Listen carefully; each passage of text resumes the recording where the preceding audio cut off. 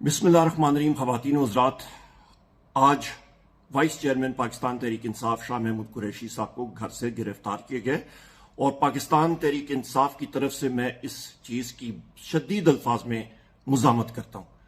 शाह महमूद कुरैशी साहब की गलती क्या है? आज सिर्फ जो प्रेस कॉन्फ्रेंस में उन्होंने हकायक बयान किए, क्या वही उनकी गलती है? उन्होंने अपने प्रेस कॉन्फ्रेंस में बात क्या की? उन्होंने तो सिर्फ सच बोला।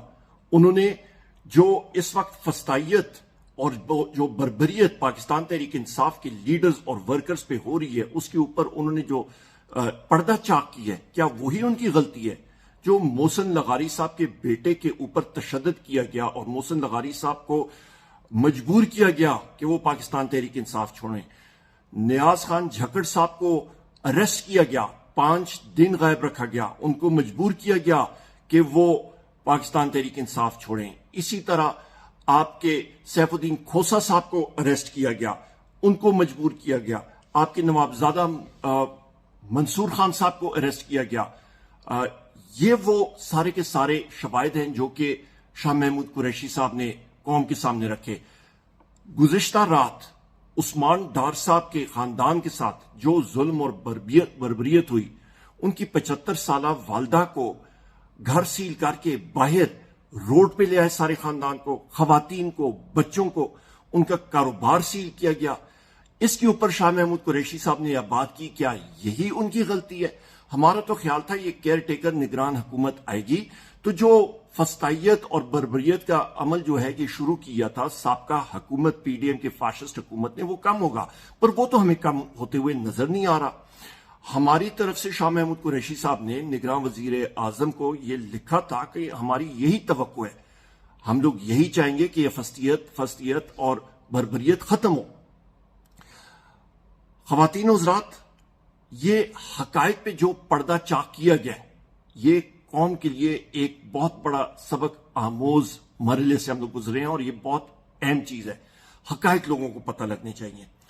हमारी ये एक अहम डिमांड भी है कि साइफर के इशू पे जो आजकल फिर अभी सामने आया है, पाकिस्तान तहरीक इंसाफ का इमरान खान साहब ने बार ये बात कही है कि उसकी तय तक पहुंचने के लिए पाकिस्तान तहरीक इंसाफ की पहले भी डिमांड थी, आज भी डिमांड है कि इसके ऊपर फिल फॉर एक जुडिशल कमीशन बनाया जाए कि इसकी हकायक के तह पे हम लोग पहुंच सकें और पूरी कौम को इसकी हकीकत का पता लगे।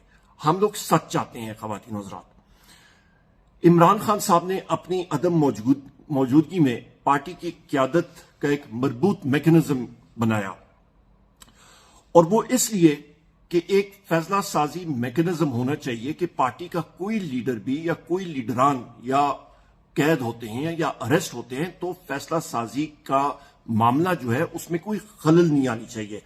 और ये एक वाज़े मजबूत तरीक़ाकार इमरान खान साहब ने खुद मजबूत किया और बनाया।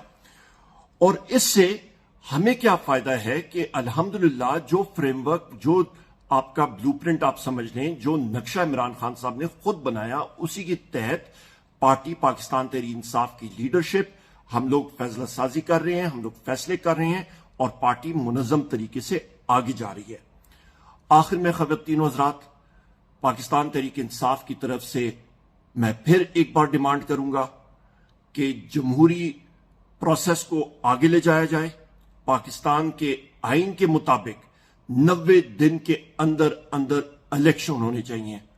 इलेक्शन कमीशन का यह फैसला कि हम लोग पहले मुख्तलिफ चीजें मुकम्मल करेंगे और उस डीलिमिटेशन और हल्का बंदियां करेंगे और उसके बाद उसको हम लोग नहीं मानते, हम लोग अदालत में भी जाएंगे। सुप्रीम कोर्ट बार एसोसिएशन चली जा चुकी है, हम भी जा रहे हैं और हमारी एक ही डिमांड, 90 दिन के अंदर अंदर इलेक्शन और इमरान खान साहब को सही मानी में इंसाफ कि वो बाहर आए और इस मुल्क को लीड करें इंशाअल्लाह ताला।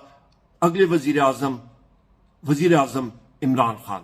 बहुत शुक्रिया ख़वातीन व हज़रात, खुदा हाफिज।